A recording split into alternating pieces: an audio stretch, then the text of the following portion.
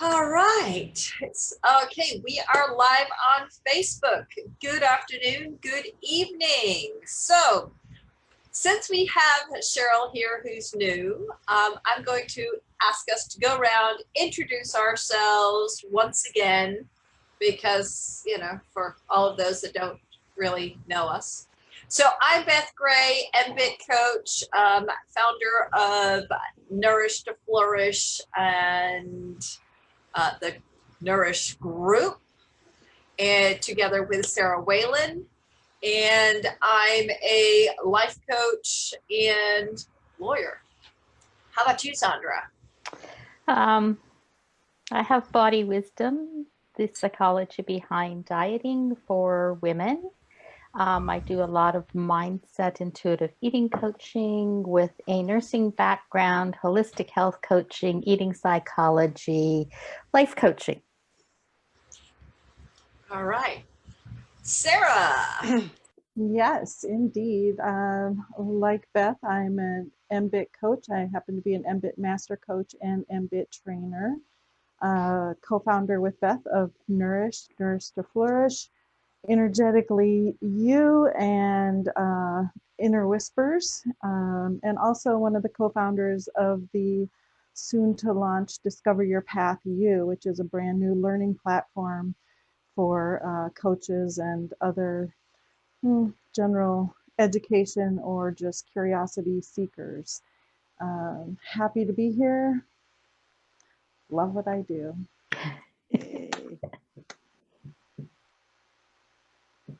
And Cheryl, you can go ahead. Oh, okay, great. Well, thank you guys for, I was so happy when I saw the thing to get involved, because I have a tendency to hide, and I'm trying to get more involved. And I have a new business, and it's also around both health and life coaching. It's Loving the Midlife Journey. And when I turned 50, I started to really go through just a lot of breakdowns, and then they became breakthroughs, and then they became paths to lots of phenomenal growth. And I find that the more I hang out with strong groups of women, the better off I am. So I'm just here to hopefully contribute and learn, and thank you for having me. Awesome. It'll be great to have you share your journey with us. Yeah, absolutely. So Sarah, I'm going to ask you to tell us a little bit more about the Energetically You program that you and I have launched this week. Yeah, so tomorrow is our first group get together.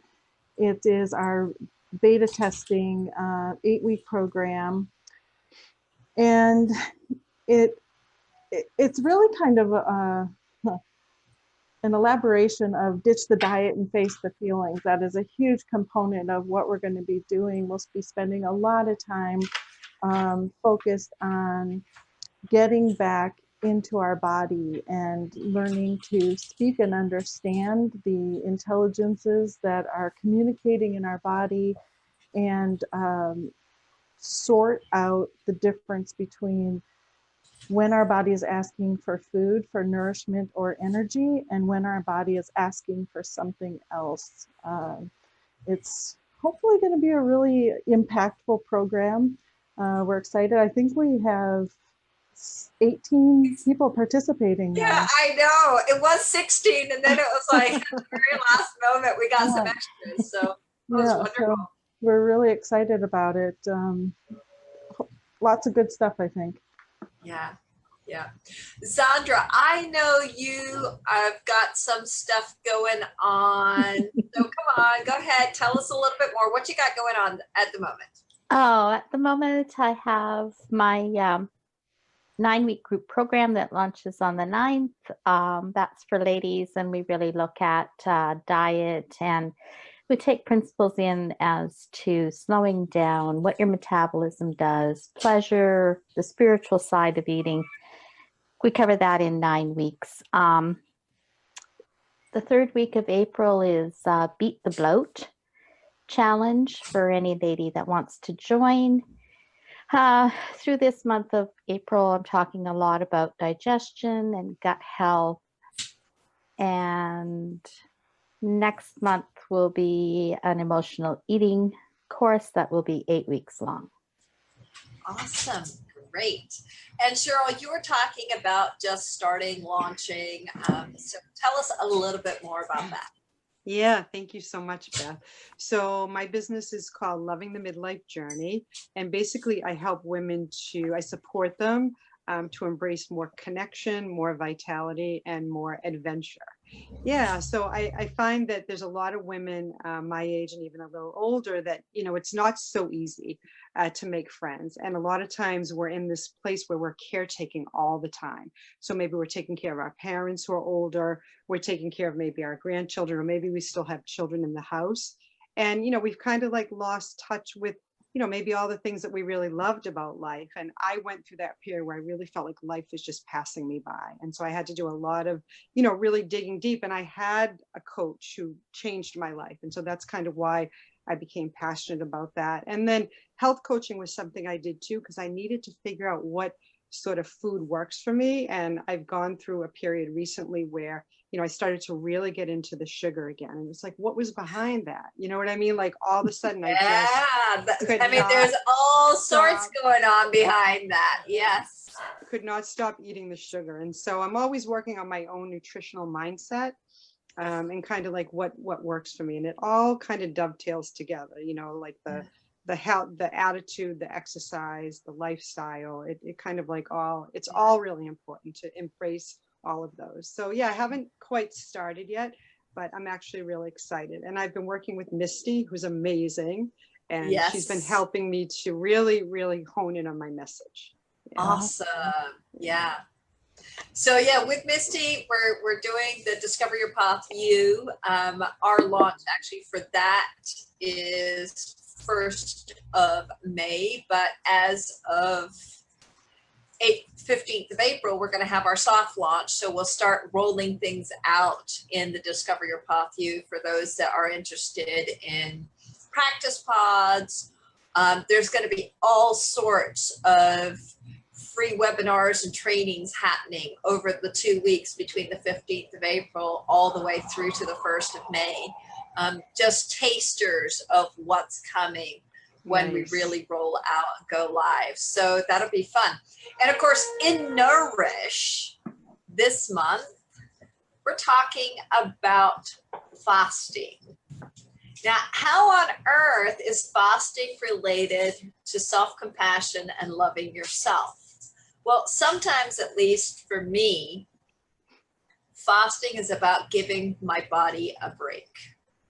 That's taking that step back from the hurry, from the rush, from life, from certain types of food, and just saying, I'm going to give you, I love myself enough to give my body a break. So in Nourish in April, we're going to be just exploring fasting. We're not going to do a fast for the whole month, and we're not going to do just one kind of fast.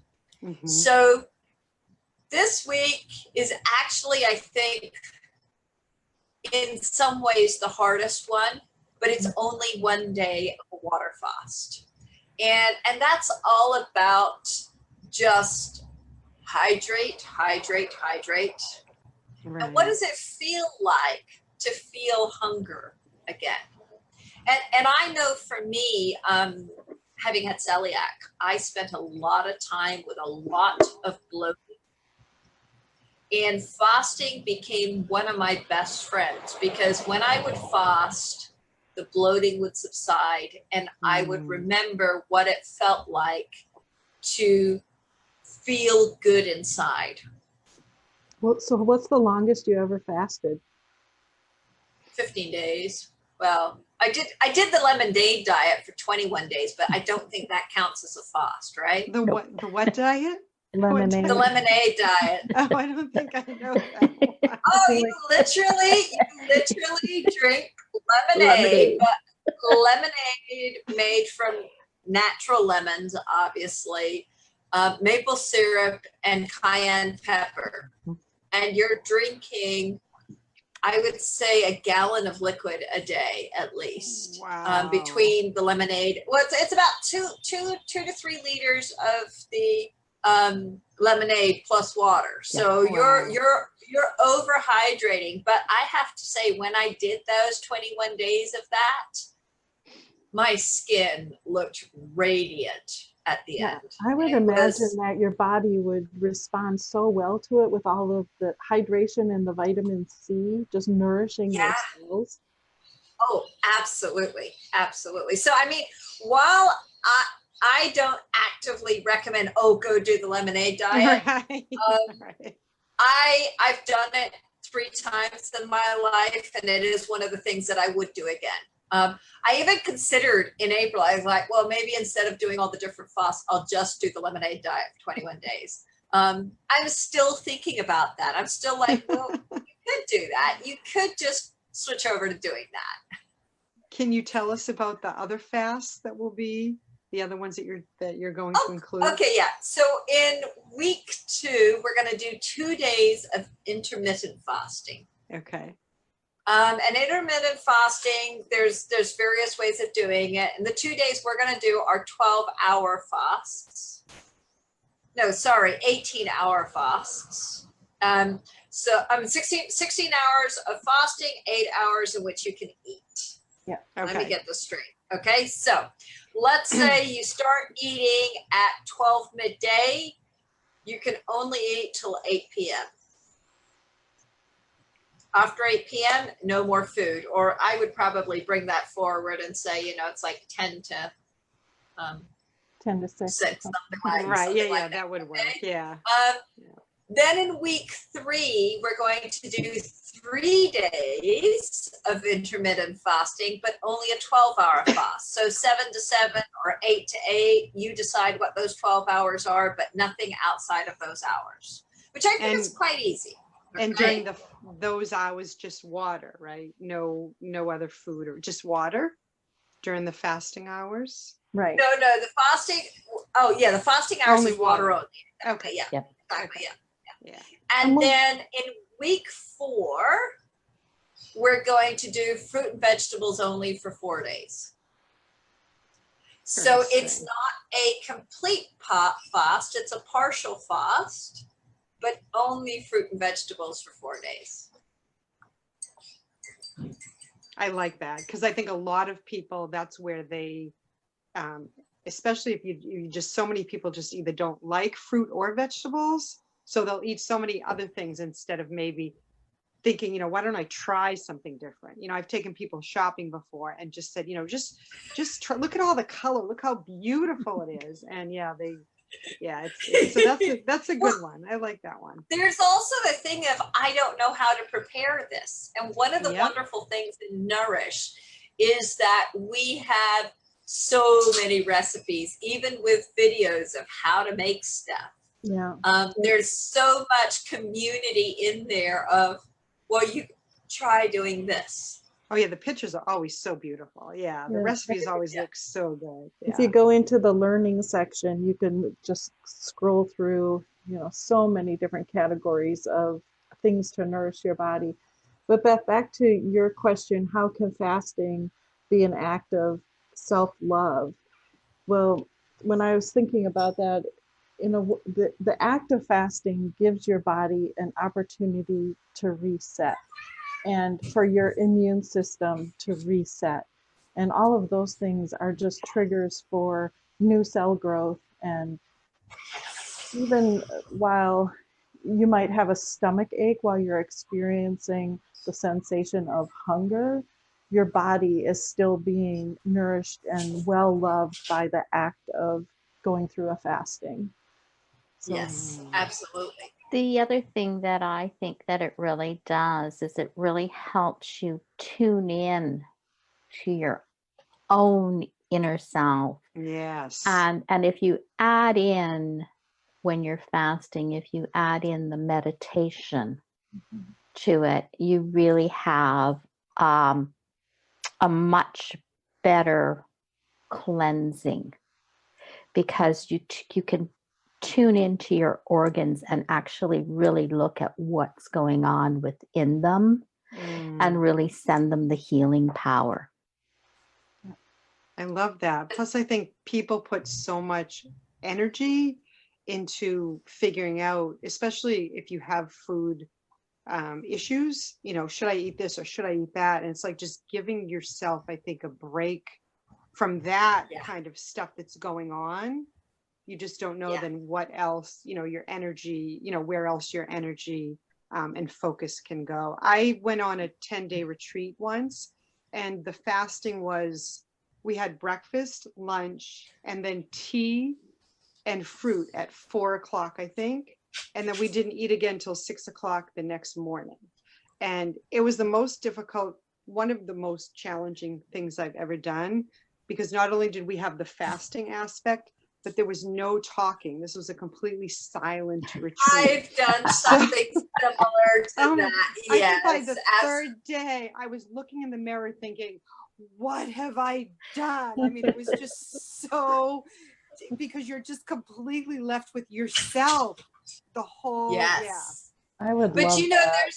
there's something amazing about that, because I went down to Peru to do ayahuasca, and one of the requirements for that was that you had to have done vegetables, no caffeine, no sugar, no alcohol beforehand. And I took it a little bit further and did literally 2 months of a cleanse before I went. Oh my goodness. So for the 2 months beforehand, I was vegetarian, no caffeine, no alcohol, and everything. And then when we got there, I discovered it was silence for 3 days. So while we were doing the ayahuasca, the only person we were allowed to talk to was a shaman.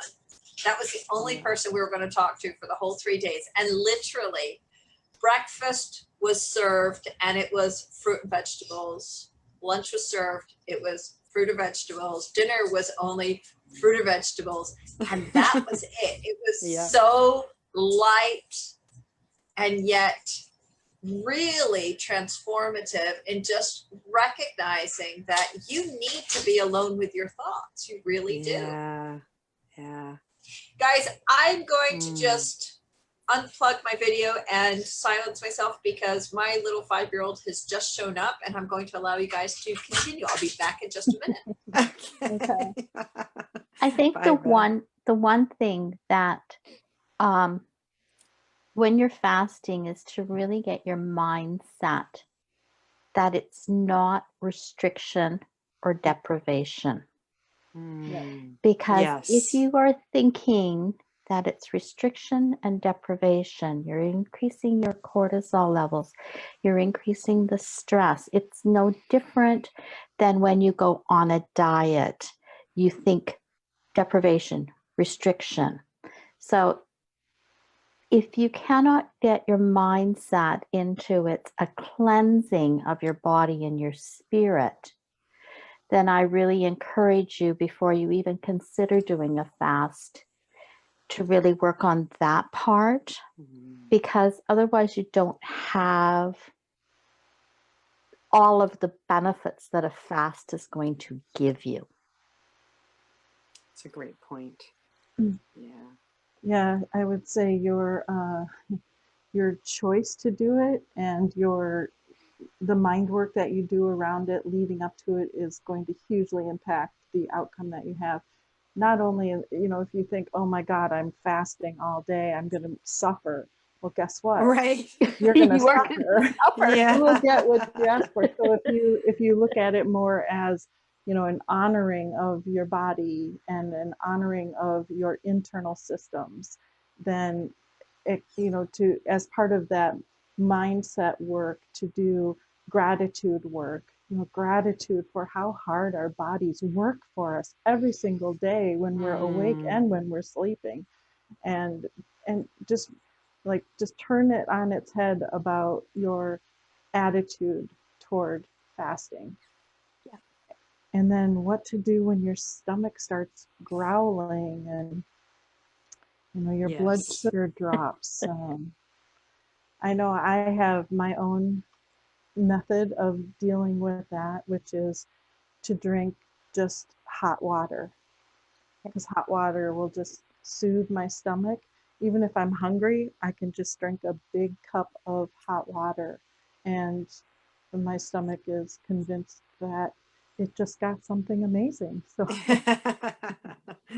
That's a great idea. I love Um, that. Yeah. When Beth was talking about the lemonade fast, it's actually a really good one to do if you've had any type of anesthetic in your body. Oh. yeah, for the cell regeneration. Yes, because the docs don't tell us this, but anesthetic has a tendency to linger in your body 6 months to a year.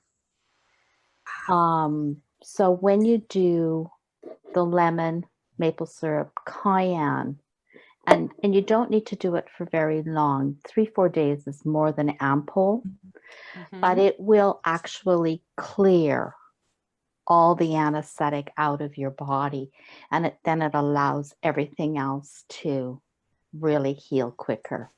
Wouldn't it be great if when they discharge you from whatever your procedure was, that they send you home with instructions like that? Yeah. Beautifully holistic way to like really restore your body back to, you know, a wholesome state. But no, Oh, but Yeah. Sarah, if we did that, you know what would happen? Somebody would get sick, and darn it, anyway, we'd get sued for that. Yeah, right. We don't carry enough medical insurance to cover us. right. Yeah. So what do you guys do to deal with the hunger when it comes up when you're fasting? I just use warm water. That's a good idea. Yeah. Yeah, I wasn't expecting to fast when I went on the 10-day retreat. Like they didn't make that clear That would be a big surprise. that you were having tea at 4 o'clock and then That was it. Yeah, that that's was it. for the rest of the day. Yeah. Yeah, tea and fruit and yeah, and then no electronics and no writing materials. I mean, it was very yeah. So no journaling either? No, you're not allowed to bring. Oh, okay. Yeah. I was So- allowed to journal. I was Yeah. allowed to journal. What were you allowed to do? So it was to learn Vipassana meditation. Mhm. So you would get up at 4 in the morning and you would meditate, and then you would have free time to, you know, walk and just be by yourself. So it was just meditating by yourself and then meditating with a group where you would listen to, you know, videos of the founder, and then you would be with a teacher who you could go up and ask, you know, you could write down and ask a question, but it was just no talking, no anything. And yeah, the food ended at 4 o'clock. So once tea and fruit was over, Water only. Yes. sit and watch So- the paint dry. What did you do? Yes. I mean, they that's would have highly entertaining, but they would have an evening meditation. So you were encouraged to, you know, walk the grounds and then do the evening meditation and retire early. Yeah. And then get up at 4 o'clock and do it all over again. I think I would love that. I know for me, one of my go-tos, especially when I did like the 21-day lemonade diet, was when I started getting to a stage where I was tired. And often we eat because we're tired. Mhm. We think, I'm tired, so I'm going to eat. I need energy. What you probably need is rest, not food. Right. And what I discovered was that if I was going to eat because I'm tired, having a 10-minute nap was way more effective Oh yeah. than eating something. And if you think about it, that takes about the same amount of time Mhm. as eating does. So you don't have time for a nap, but you do have time to eat. Really? And so when you start practicing that self-love, I mean, one of the biggest things for me is keeping myself occupied so that I'm not thinking about food, because otherwise the hours can seem like forever. Yes. So it really you is do- about staying occupied. I know when I'm working during the day, I don't even notice the time going by, and I I will just all of a sudden be just ravenously hungry because I haven't eaten anything all day because I was so occupied otherwise. Yeah. But then at True. night, when I slow down and sit down, then all of a sudden I'm just like, ooh, I'm hungry. Oh, I want to eat. Oh, it's like it's a completely different story. My focus shifts, and I become much more interested in food. Yeah, that's And you're interesting. not actually hungry. Right. Yeah. And so one of the things that, you know, I find really useful is if you're going to do fasting, Mhm. buy that novel or that series or whatever that you've just been dying to watch or to read or go for a walk, but be very specific, knowing beforehand that when I reach this part of the day and this happens, this is what I'm going to do before you get to that part of the day. And so, you know, like I like using visualizations early on in the day, where I'm preparing myself for the day. If this is how the day is going to go, and I'm going to visualize the whole day, and I'm going to visualize myself feeling hungry and then doing this. Mm. I think too, if you set the intention at the beginning of the day that this is how your day is going to go, this is what your body's going to feel, but this is what you will do in place of. And as Beth says, I've always done the visualization too.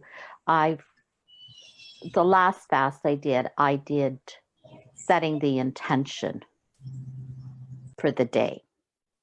That my intention was to become more spiritually in tune and to really heal what was going on within my organs, especially after I had gallbladder surgery. I wanted all those drugs out. I wanted all that stuff out. So I set the intention of, as I'm drinking my water, this is clearing. Yes. That's beautiful. That's absolutely beautiful. Yeah. So guys, as always, we have run out of time. Just, I don't know where it goes. So final thoughts on self-compassion, self-love, and fasting.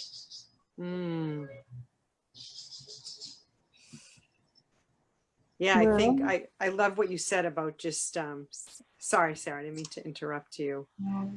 Just not being at war with yourself, you know, and if you decide to do that, if that's something that calls for you, I loved what everybody said about setting an intention and not being at war about yourself and really stepping back and being that observer and how does it feel and what is happening in your body. Yeah. and I would let people know too that some water is more watery than other water. And what I'm talking about is the temperature that you drink the water at has the way that your body processes it is quite different. So really cold or really hot water is not the best temperature of water to drink, but something room temperature or slightly tepid, your body can process that and get more hydration out of it than at any other temperature. Great point. And My final thoughts, sorry, Beth. My final thoughts are that as you're doing it, take the time to journal. Journal what you're feeling. Journal what's coming up for you, because at some point during that time frame, there is going to be something that shows up that you're going to need to dig on later on and dig deep for it because it's gonna come up. Yeah. I'm trying to remember who did their fast today. I think it was Amanda Newell said she'd finished her fast already and that she really had an aha moment of she thought she was feeling hungry. She had a glass of water and realized that what she'd been was thirsty. And she's like, any other day, I would have eaten. And what I was thirsty. And so one of the beautiful things about this fasting experience is that you're going to get more in touch with your body. You're going to start to learn to recognize once again that difference between hunger and thirst. And your body wants water. Yeah. Yeah. You So know? which day are you guys fasting? What's your I'm fasting tomorrow, Thursday. So how about you, Cheryl?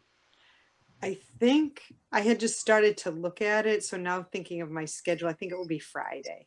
Yeah. Yeah. I think Friday is And- my day too. And Yeah. my day is Friday too. I won't do right. it tomorrow because I'll have to catch Beth if she falls over during our group coaching. No, I'm doing it tomorrow because Suzanne and some of the other girls are doing it tomorrow. So I was like, yes, I'm going to jump on that because also on Friday I might be painting still again. So I was like, I'm not sure I want to be fasting the day I'm painting. I'd rather Yeah. be fasting the day I'm on call. So I'm going to take it easy tomorrow physically, Mhm. not necessarily mentally, and do my water only fast tomorrow. And then on Friday, when I probably will have more physical exertion, I will allow myself more food. Nice. Nice. So yeah. All right. Well, thank you, ladies. This has been fun as always. So yeah, if you want to join us on this adventure of just trying different types of fasting and seeing how you go, come and join us over at Nourish. Yeah. And if you still wanted to sign up for Energetically You, which is starting tomorrow, the first live session and meeting, we still have 2 spots. So you could jump in and join us, but you'd need to be quick. So I'm so excited for that. there is homework for tomorrow. So you need to decide today and get the homework done so that you come with your homework in your hand tomorrow. So thank you so much, ladies. This has been wonderful as always, and catch you all next week. All right. Bye. Bye. Bye.